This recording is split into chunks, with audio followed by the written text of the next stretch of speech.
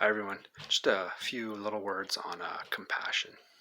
So, I see more and more how difficult it is for people to get into their heart space, get into here, and really feel this.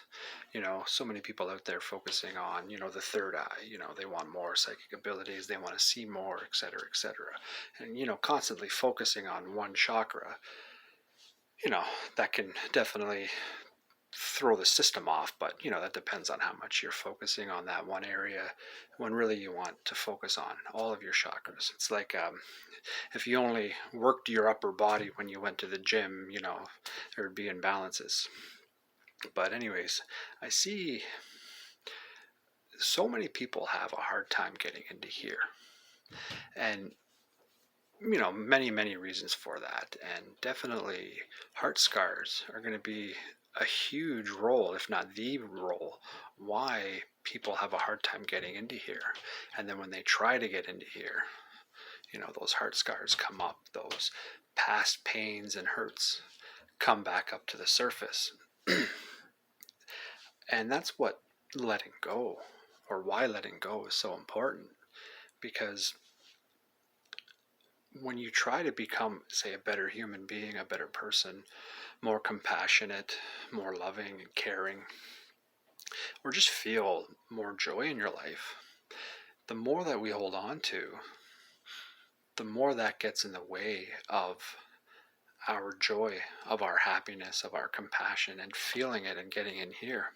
And those heart scars definitely, they're the roadblock to getting into this space. And how much time do you spend here, like just sitting here and focusing on the heart space?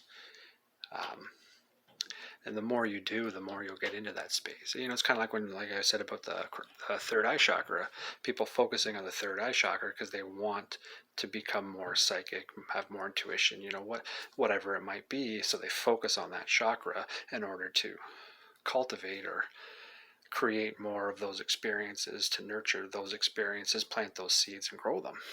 Well, that's great and all, but what about being a more compassionate person? What about being a more heart-centered person, and the benefits of that in your everyday life? So focus here more. And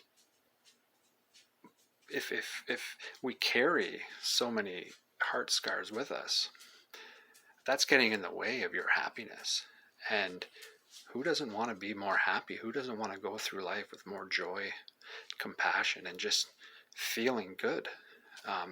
So like when those heart scars come up, do you spend the rest of your day, 2 days, 3 days, a week, a month, in a poor mood, upset and angry, agitated, triggered?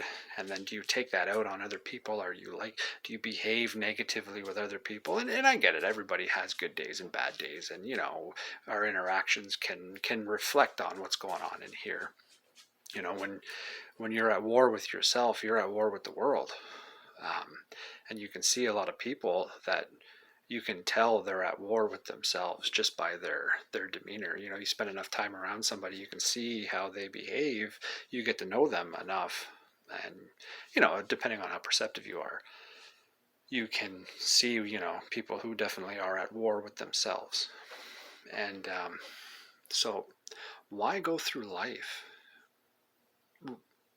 removing that joy that you could be experiencing, blocking it by holding on to things? And I think one of the reasons why so many people choose not to let go of something, one, because they've decided, I can't do that, I can't let go. Well, you've made the decision that you can't. It's not that you can't, it's that you've made the decision that you can't. Also, I think people think that if they forgive somebody, one, I think they mean that means, I forgive you, the door to my life is open, come back in. That's not the case. Forgiveness is a one-sided thing. It's how you feel in here towards, a situation, a person, whatever it might be.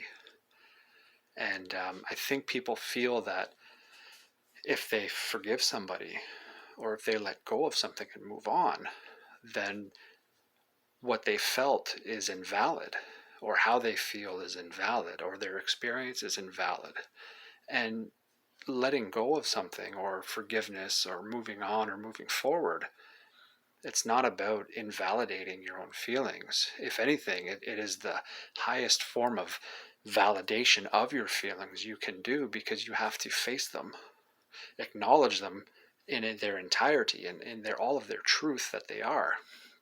And then from a place of empowerment, choose to let them go, to move on for your betterment.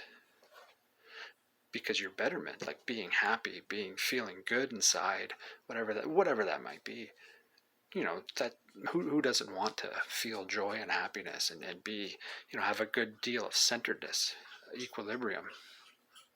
So it's not that by letting go of something or forgiveness or moving on, it doesn't devalue your experience. It doesn't disempower you.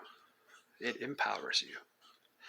And I think a lot of people feel that they would be disempowered. They may not be consciously aware of it, but maybe subconsciously or unconsciously, they feel that by forgiving an individual, whatever it might be, that they are going to be devalued in some way, when that's just not the case.